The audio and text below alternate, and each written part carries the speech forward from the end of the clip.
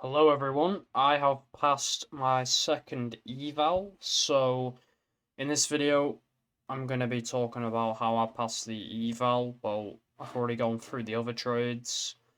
I'll just go through the trade I took today. I mean, you guys can see the trade I took already, but I'm going to show you guys how fucking easy it was for me to pass this eval, and hopefully it's informational, because this is the second one I passed, and I passed it within less than a week of actually trading.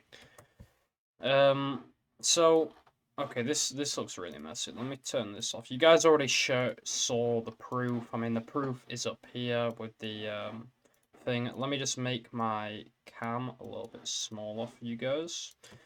Okay, this is the shit I took.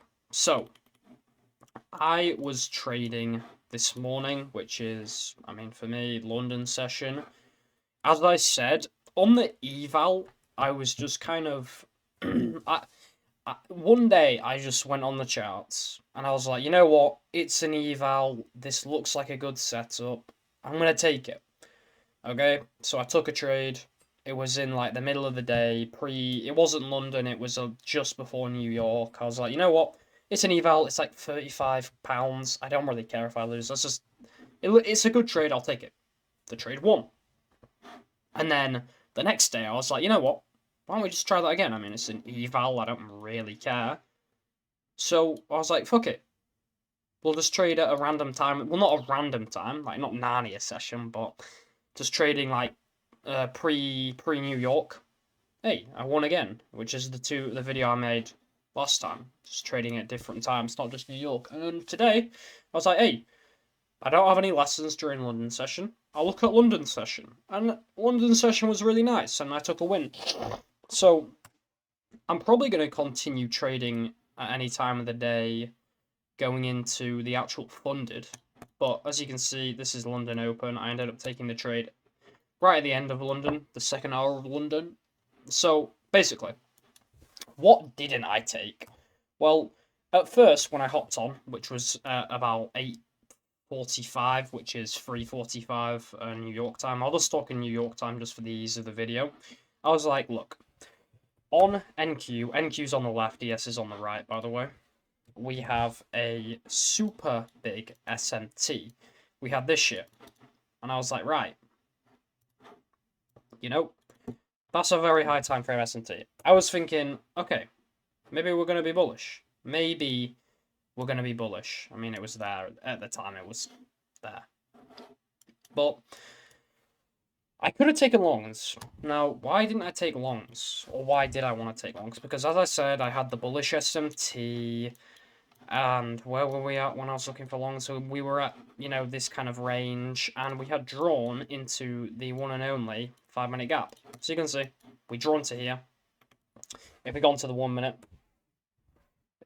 The 1 minute, come on. If we go on to the 1 minute, we can see. Bum ba dum ba dum ba dum ba dum bum. I don't know where I'm at. Holy fuck, where am I, bro? Okay, here. We can see this box is the 5-minute gap. It wasn't huge, but yeah. I was looking for longs. These longs were valid. I know Matthew took them. You guys in the Discord know who Matthew is. These longs were valid. Why didn't I take these longs? I was taking a shit. And I'm being serious as well. I was taking a shit and I needed to wipe my ass and I didn't get to the computer in time.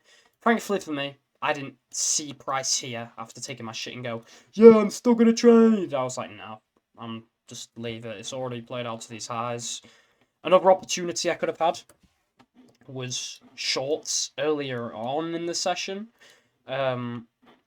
So, I mean, we had this 15-minute gap. We respected it really nicely and we were displacing down. Now, I could have taken shorts off of, an inversion like this here. Why didn't I? Because I was in the kitchen and I had my mom talking to me. Not that it's anyone's fault, but I just wasn't in a situation where I wanted to take the shorts here. So, those would have been nice shorts. I didn't end up taking them. just because of just like the trade I could have taken before, just because of the situation I was in.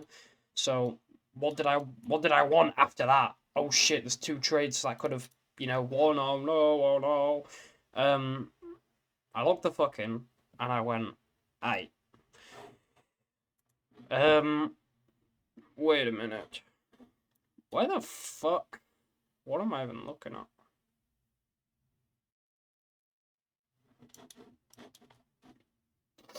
Wait, what the fuck am I looking at, bro?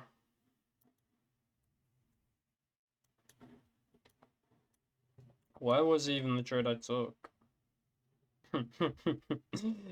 um, wait, I actually don't know where the trade I took is. Let me turn this on. This is so confusing. Oh, here. Yeah.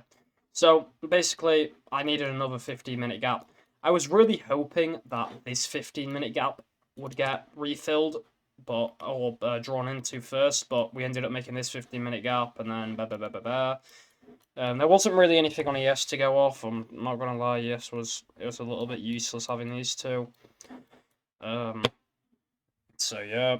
So we ended up drawing into this 15-minute gap. I did get a bit of a premature entry, which is something I have to be careful of. I'm not really complaining because a win is a win. But here's the thing.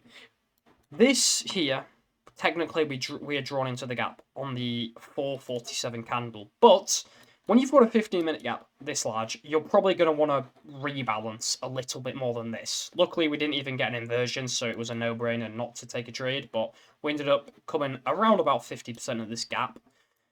And then I ended up taking the trade off of the closure, or basically the closure of this candle. Here. Stops were up here. TP. I had 900 risk on this trade, by the way. I only needed TP there. Was it even there? It was like there. It was like a 1.6 trade. And yeah, the reason I answered is I just like this displacement lower. I thought it had closed below this. It didn't. It had closed below this. Maybe a better entry, could have been off of this and just going for a 1-2 or 1-1. Still would have played out, so I'm not really upset. But from now on, it's way more likely I just go for these little 1-1s on the funded account instead of like maybe 1 to 1.5 maximum. It just depends. But I will not be trying to target 1-2s or anything like that anymore.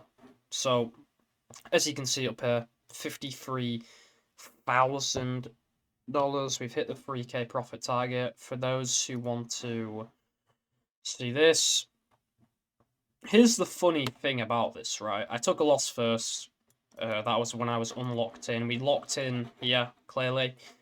The funny thing about this loss and this break even were when I was trading New York AM. This win were pre-market trades.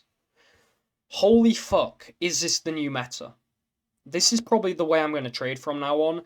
I don't want to, and I'm not pulling. This doesn't mean I'm pulling a 9-to-5 on the charts like I see a lot of you motherfuckers on Discord doing. This absolutely does not mean I'm doing a 9-to-5. What it means is, let's say London, right? Wake up, check London. If London's shit, I either A, literally just from an initial, few-minute glance, I either A, go back to sleep, or B, I just carry on with school, Another good thing about this shit is that my mindset now is, if I'm looking at London, and I'm like, this doesn't look good, I look at that, and I go, okay, I'm just gonna come off the charts and hop back on again in 3 hours. I don't need to take a trade, I can just wait another few hours and then take a better trade, hopefully. And then, pre-market, pre-AM session, if there's nothing there, I can go, well, I'll just wait for New York AM session. So, it's really good for the mentality because you're basically, I'm not saying you're guaranteed, but you are more or less guaranteed to get one really good setup throughout the whole day than you are just in the New York AM. Because New York AM, sometimes there's as little as one good setup every week. Maybe 2, maybe 3, very unlikely, 4 basically impossible to have 5 good setups on AM session. And that for my mentality is like fucked because I want to take a trade. And this kind of doesn't guarantee, but it increases the likelihood I will trade, or at least in the back of my mind, I'm keep going, oh yeah, we'll have a trade later. Oh yeah, there might be a trade later. Oh yeah, there might be a trade later. Whereas I just feel like I've been rushing into trades more on the New York AMs because I'm like, oh, this is the only hour. This is the 1 hour of the day I'm going to get to trade. So, like I said, it does not mean I'm doing a 9 to 5. I'm still taking 1 trade a day, following risk management, only taking the setups that follow my strategy. But this is one of the things about evals and this like I don't really care mentality now that I've had a funded and I'm back on an eval because the first funded's not blown but fucked. It just came about from like I don't really care because it's an eval, but great things come from not being like having your whole day centered around trading.